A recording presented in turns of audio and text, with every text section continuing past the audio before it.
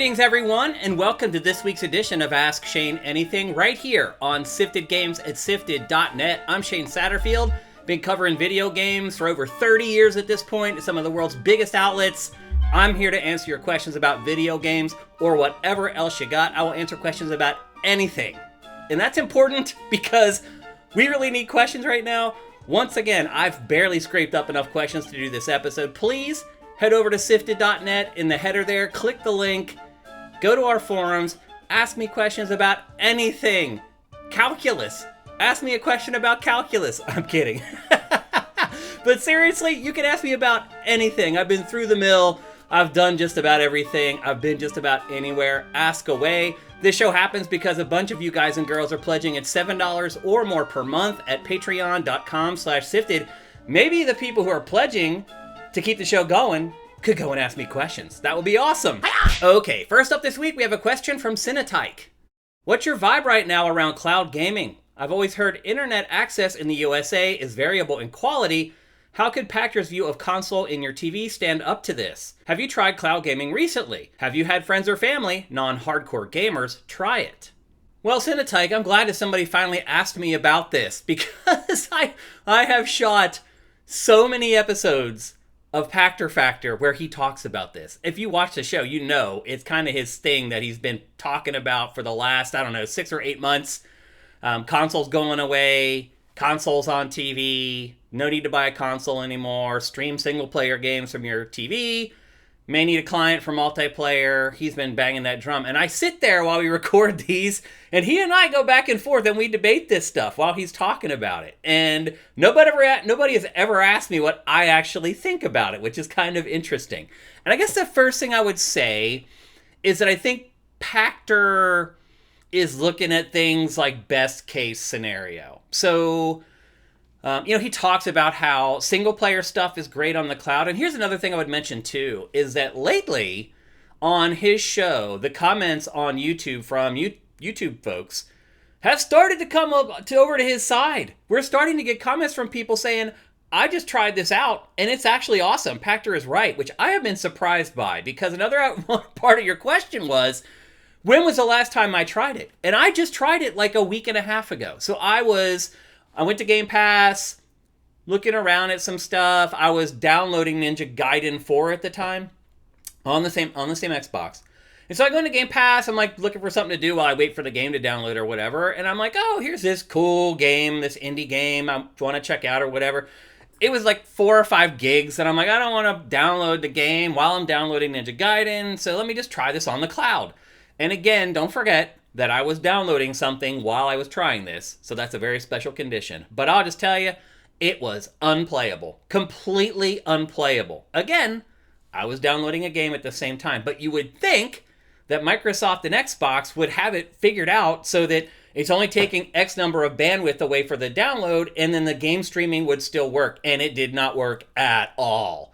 It was a slideshow and completely unplayable, and it was a very simple game. So I'm not sold on cloud gaming. I'll just be honest with you. I've been covering cloud gaming. I was at the very first ever press event for cloud gaming. There was this little company called Gaikai way back in the day, and me and like 15 other journalists were at this thing where they unveiled Gaikai, and we're like, game streaming? I'll be honest with you, what I tried there at that event, it was probably 20 years ago maybe a little less. It hasn't really improved in all this time. A lot of the issues that I saw that very first day checking out Gaikai are a lot of the same issues that we have now. It's latency. And there's no way to increase the speed of light. There's no way to do it. Unless somebody finds some way to break all physics, that's just not going to happen. So, now, to be fair, I have tried cloud gaming on Game Pass before when I wasn't downloading something, and it worked better, way better, obviously. But still, it just feels off, I guess. As somebody who's been playing games since the 70s, I think I have a pretty good handle on responsiveness of controls and things like that after all this time. I can feel it. Now, was it detrimental to the gameplay? And would, as you asked, a non-hardcore gamer notice it? And I would say no. I do not think that, again, in the perfect conditions, you're not downloading anything, you're only using your pipe, your bandwidth just to stream the game. I think in those perfect conditions, most non-hardcore gamers, I don't think they'd be able to tell the difference. I really don't. Can I? Absolutely. Could Matt? Absolutely. Can somebody who plays a lot of Souls-likes or games where you're like counting frames notice it? Absolutely. And truth be told, those games are kind of taking over the hardcore industry right now. So I understand the reluctance for this. And I think maybe what people are missing is that Pachter's not talking about them. When he talks about this stuff on Pachter Factor, most of the people that are watching the show, he's not talking to those people. The people that watch Pachter Factor and watch this and watch Game Face, they're core gamers, like hardcore, the hardest of the core gamers, I would argue. And he's not talking about us when he talks about this. He's talking about the people that you mentioned, Cinetike, our relatives and our little nieces and nephews who are just starting to play games. Can those people play a game on their TV streaming without a console and be mostly happy with it? I think they can. And if you start talking about like the really simple casual stuff like Candy Crush and crap like that, absolutely. And the other thing too is that like most of those people don't play multiplayer games. They play single player games, puzzle games, stuff like that. It will be fine. But does that get Game Pass to 100 million subscribers or 200 million subscribers? Probably not. So I am not fond of cloud gaming, streaming games, that type of stuff. I don't think that it's perfect. I think it's maybe a little better over time, but not that much. Again, Gaikai eventually was purchased by PlayStation and became PlayStation Now, and you don't see people singing the praises of PlayStation Now anymore than they're singing the praises of Game Pass. And again, it's pretty much the same technology that I checked out like almost 2 decades ago. So I'm not a fan. But I do think that if casual players check it out, I think they'll be like, wow, this is cool, and I don't have to spend $500. Will they then like sync up a controller via Bluetooth with their TV and download the app on their TV and jump through all the hoops? And that's if in a perfect world, because right now there is no app. If you try to stream Game Pass on your TV, you use the web browser on your TV to do it, which is just crazy. So they need to figure out an app for the TVs. But even with that, will a casual person do that? Or will they just pick up their phone and play Candy Crush? So, I don't know. I do think that casual players will not notice that much, that game streaming has lag in it, and it'll probably be, those people will be fine playing those games. They just have to want to play them in the first place. Okay, question number 2 for this episode comes from Commander Fett. Hey Shane, what's up Commander Fett? What are some things you appreciate about getting older versus things you miss from your youth? What advice would you give to someone about aging? This is what I'm talking about. When I say people never ask me questions not related to gaming. Here's the thing, like I don't know how old you are, Commander Fett, but I do think that most of the people who use Sifted and watch our content probably aren't quite as old as me, but probably 30s and 40s. I think they are people who appreciate a more thoughtful, reasoned, and informed approach versus the YouTuber yell about whatever is making me angry this day stuff. So I do think that we have a demographic on Sifted that I can look at to try to figure out some of this stuff. Like we are generally a little older, I would say, but most of you aren't as old as me. So now that we've got that out of the way, things about age. I guess the first thing I would say, and I've been saying this a lot lately, is I cannot think of too many things that I like about getting old. I think once upon a time, it was, as you got older, you learned more, you became more thoughtful, more insightful, more informed. And I think in the past, people looked up to stuff like that and were like, wow, that person's older, he's smarter, he's educated, I should listen to that person. That doesn't happen in our society anymore. It's just the people who are the loudest or the funniest or whatever. The actual substance of their discussions don't mean much. So to me, I don't think there's hardly any advantage to getting old. And in fact, right now, the way the labor market is, pretty much everybody I know can't find a job. And these are people who have crushed it in their careers for 30 years and they can't find a job. Some of them are working at like Walmart. And these are people who have degrees, who have worked in their field for 30 years, and they cannot get a job. So it's hard to think about people. You know, even 10 years ago, people would have been like, well, once you're older, you're making more money. Like, that isn't the case for a lot of people anymore. Like, they don't want to hire anybody who's over 35 years old anymore because then they're going to expect a salary that they can actually live on. So as far as advantages of getting older, I don't think there are any anymore. And I don't like any of it, really. I don't like that my body isn't like it used to be. I don't like that it takes longer to recover from exercising. I don't like that my body is telling me, like, don't exercise all the time because now you're old and you have all these hormones going on in your body that's, like, saying exercise is tough. Don't do it. Like, I don't like anything about getting old. I honestly don't. And now, I could say maybe that my experience has allowed me to launch Sifted and have it sustain for 10 years. I would agree with that, but it hasn't been a smashing success. Like, if anything else I've worked on this hard in my life has been. So it's hard to come up with too many positives of getting older. Like, I don't have kids, so I haven't seen the kids thing where you get to see them go to middle school and then high school and then go to college and do all that stuff. And I'm sure for a lot of people, that's one of the most rewarding things about getting older. I don't have that.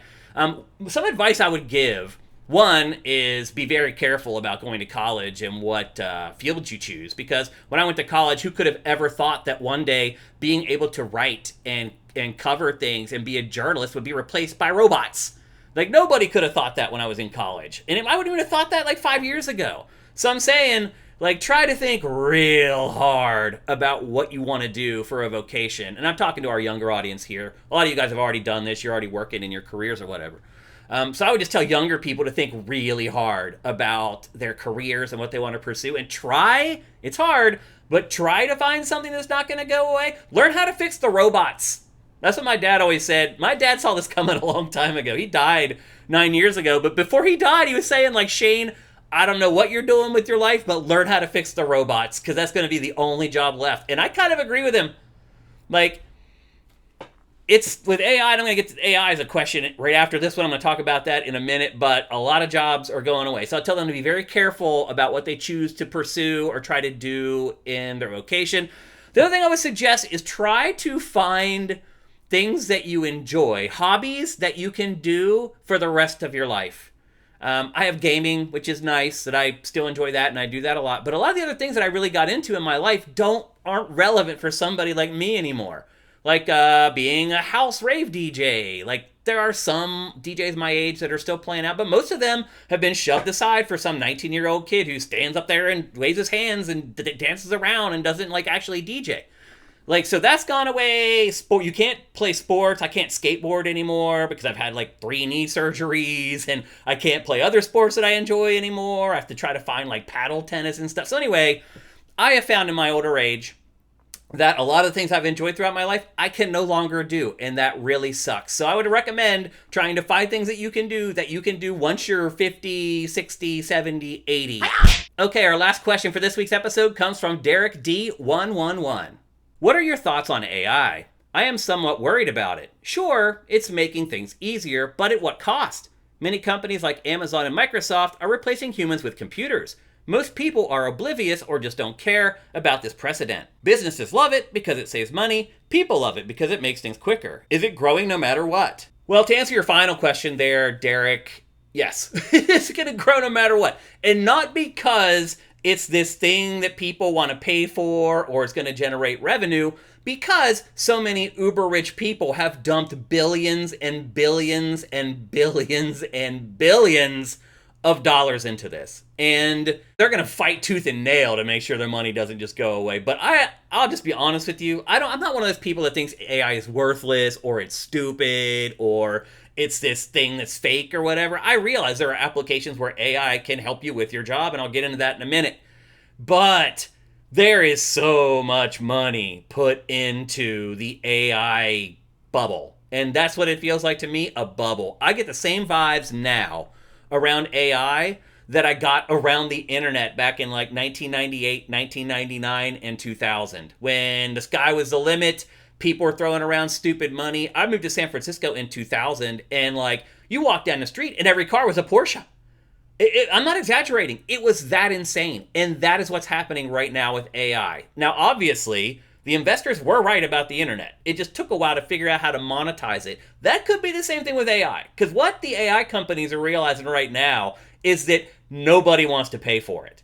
People are like, that's cool, and it made this thing that I did a little easier and quicker. But when it comes time to be like, okay, well, then give us money for that, So far, people have been like, sorry, Charlie, I'll go to this other one that's free. Because that's the thing, there's so many AI startups that if your AI company starts charging, people can just go somewhere else to this other startup that's like, we're not charging yet, and it's just like playing whack-a-mole. So I don't know if the AI bubble's gonna pop. I do think that eventually a lot of people are gonna lose a ton of money on AI because all these companies are not gonna survive, and there are billions going into pretty much all of them. Then you talk about the ecological part of it, the fact that it's driving up electricity rates for everybody. It's like, wait a minute, why am I paying more for electricity when I don't use AI? Why are we all basically being taxed with these higher electric bills when it does nothing for us, other than build the wealth, supposedly, of these billionaires who invested in it? So I think AI can do a lot of stuff. Like, I am not this person. It's like everything AI does is slop and it's all trash and and it is taking my job. Like, but I'm not an idiot. Like, I'm not going to sit here and blame AI and say it's stupid that people are using AI instead of me to do this job. No, I need to be better at that job than the AI. I'm not one of those people. But there is sort of this pie in the sky idea of what AI can do. And I think at a certain point, it kind of scares people because they're like, oh, if it becomes sentient, then it can take over the world. If it realizes that it's us against them. And I don't know if it'll ever come to that. Surely there are people out there working on that stuff. There's evil people everywhere. I'm sure there's some evil billionaire who has nothing better to do than invest in evil AI that is going to take over the world. But will it happen? Probably not. Hopefully we have somebody else building another AI army to stop the bad. It is madness. There's no doubt about it. And I can understand why people are like, what's going on with this? What's happening? The fact of the matter is that it is useful and it does increase productivity. And if that's the case, to your point about businesses, it is not going to go away. These businesses have to keep driving profits, have to create higher profit margins. We just went through this with Microsoft, with Xbox. They always got to have that higher profit margin. That line always has to go up on their stock price. And to do that, they're going to use AI to chop out workers. So I think when the rubber's really going to hit the road here with AI is when all the Amazon warehouses are run by AI and robots. It's already happening. And those warehouses are creepy, man, because they're robots. They don't even need the lights on. So if you look at those warehouses, they are just these dark buildings. And inside, there are robots going crazy. It's pretty bizarre. And so once that starts happening, once all these warehouses all over America start firing the humans and hiring the robots to do the work, that's when it's going to get dirty. Because that's when, let's be honest, I mean, I hate to say that $20 an hour is propping up our middle class at this point, but it is. I mean, you make $20 an hour in America now, you're middle class, which is just pathetic. But it is. And so when our middle class starts losing its jobs over this crap, that's when the rubber hits the road. That's when we see what really is going to happen with AI, when people start getting pissed. And they're like, I just lost my job to a robot. And all these little towns that are built around these warehouses, like my hometown of Carlisle, PA, when like 30-40% of the people lose their jobs within like a 3-year period, it's going to get dirty. So there's so much that goes into it. I could sit here and talk about AI for like 3 hours. I really could. But I just want to make sure I kind of stick to your questions about it. And the bottom line is, it's good. It's bad in some ways. And we just got to try to find the ways that we can use it for good. But no matter what, the companies are going to use it to lay off human workers and replace them with robots. Okay, that does it for this week's edition of Ask Shane Anything. Even though we didn't have many questions, they were still great. I still really enjoyed answering them. So thank you. But at the same time, please head on over to SIFTD.net right now. In the header there's a link to go to our forums to ask me questions. Ask me questions about anything. Big thanks to everybody who's pledging anything at patreon.com/SIFTD for $5 a month. You get all our content early. This show happens because a lot of people are pledging at $7 a month over there, the Ask Shane tier. Thank you to everybody who is doing that. You guys are far too generous. So go ask me some questions. I can't wait to answer them. We'll see you next week. And don't forget that sleep is for the dead. Play games instead.